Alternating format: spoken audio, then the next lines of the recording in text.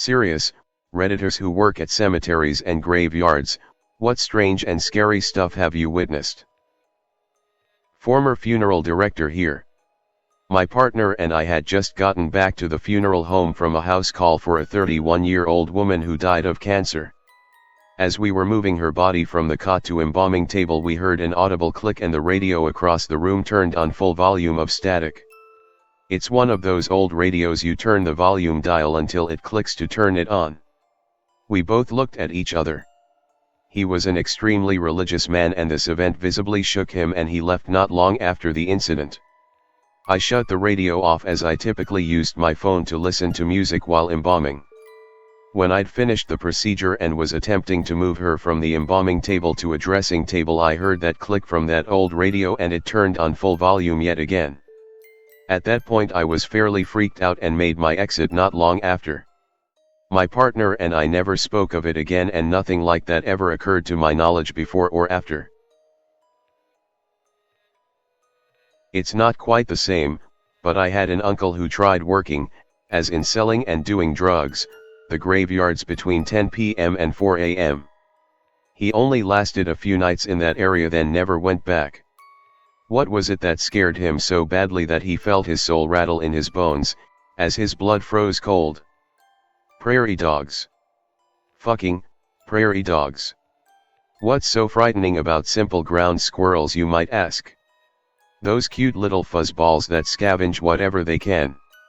Well, apparently they like to randomly come out their holes in the middle of the night, and scream. Creepy, but that doesn't sound too bad, right?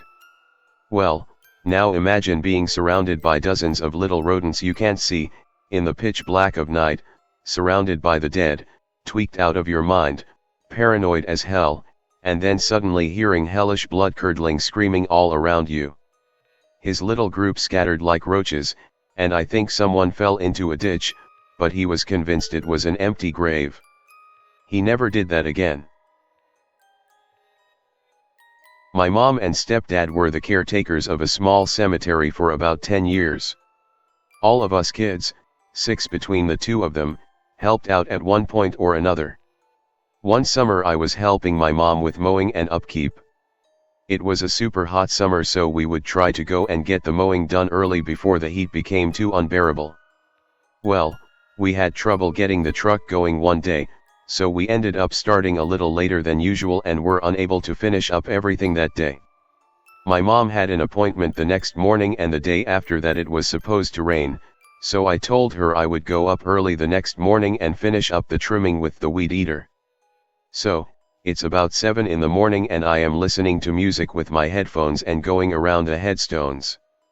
Everything was going well until I got to the oldest section of the cemetery. That part was on a small slope of a hill. Once you got to the bottom and looked up, you couldn't see the road, but you could see it again once you were about halfway up. When I finished up the last headstone, I turned off my equipment and started back up the hill. I glanced up in time to see a little girl in a pretty red dress. She was running and disappeared behind a large headstone. I figured her parents were visiting another grave and the little girl ran off to entertain herself. It was around 9 a.m. At this point, I got to the top of the hill and there was no car or people around. The cemetery wasn't really close to any houses, and the girl was too nicely dressed to have walked out there. I looked around and shouted for her to come out. I was able to see the headstone she ran behind, and I would have seen her if she ran out again. I couldn't find her anywhere. I called my mom and told her what was going on and asked if I should call the police and tell them about this little girl. She looked to be about 3 or 4 years old, so she certainly shouldn't be by herself. My mom asked me if she was wearing a red dress. I said yes. Why? So, she proceeds to nonchalantly tell me that was just the ghost girl. Now, everyone who knows me knows that I don't fuck with ghosts. I asked why she didn't tell me there was a ghost in the cemetery. She said she needed my help and was afraid I wouldn't go up if Elle thought it was haunted. Now granted, I probably would have been more leery of the place, but knowing no one else could help her, I would have still helped her that summer, but I would have made sure I wasn't there by myself. I still go there sometimes as I have relatives buried there, but I am always with someone. Fortunately, I never saw any other ghosts and I have never seen the little ghost girl ever again. I used to work as a park ranger in a cemetery in London which has been converted into a nature reserve. It's in a very ghetto area. The local kids nicknamed it the Forest. Regularly we'd find ammunition, knives, and occasionally pistols hidden in the memorials/gravestones, and the police would be called to collect them. A friend once found a backpack full of Molotov cocktails prepared. I never saw a pistol myself. Only once I had the honor of finding something. I found a plastic bag stuffed behind a collapsed monument, and inside it had a load of shotgun shells. It was terrifying for me because you have no idea if someone is watching you or aware that you've just found their stash. The police come, you have to show them where it is, and that further highlights your involvement to any of the local kids watching you. That particular park people avoid as soon as the sun goes down. I take care of a small family mausoleum. The family that is buried there has no living descendants, so it falls to me to clean out the facility and replace the flowers inside the building. I also make sure that there's no damage to the mausoleum. I've become very acquainted with the family that is buried inside. One day, as I was closing up my office, my phone rang, and when I answered it there was a very agitated woman on the other end. She was very clearly under the influence of something. She asked me repeatedly if I knew where Jane Smith was. Jane Smith has been buried in the mausoleum since the early 1900s. I asked her why she needed to know. The woman very calmly asked me to go to the mausoleum to double-check that Jane was still there because she believed that she was her. I assured her that I was pretty sure Jane was still peacefully buried, and our phone conversation ended a few moments later. Drugs and alcohol are a hell of a thing, but it still creeped me out enough that I don't answer my phone after 5 p.m. any longer, and I make sure someone is with me when I go to the cemetery. I am a recreational genealogist. Much of my free time is spent in cemeteries in order to document headstones and mapping the area for records. I was taken by surprise when I was working late and the sun had gone down. I began seeing these lights across the cemetery. The cemetery was in the middle of nowhere, literally surrounded by miles of cornfields. At first I dismissed it as lightning bugs, but soon saw that they were too large and too steady.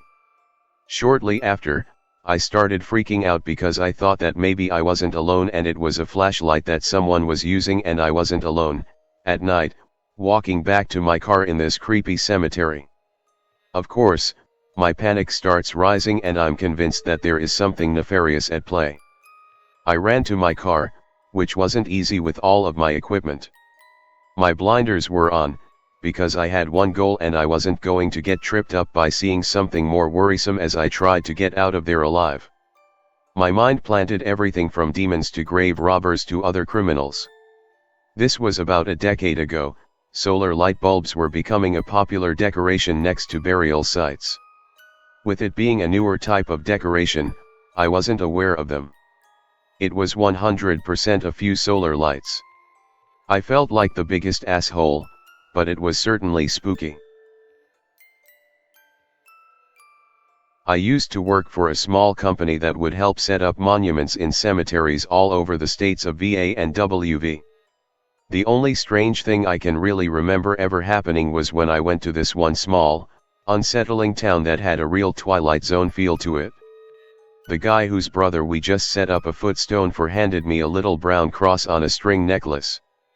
Later that night that thing turned blood red. I think I still have that cursed item somewhere. As for scary stuff, I ran into some skinheads while lost in West Virginia. As a brown dude it was quite the scare. I just noped out before the three did anything other than size me up.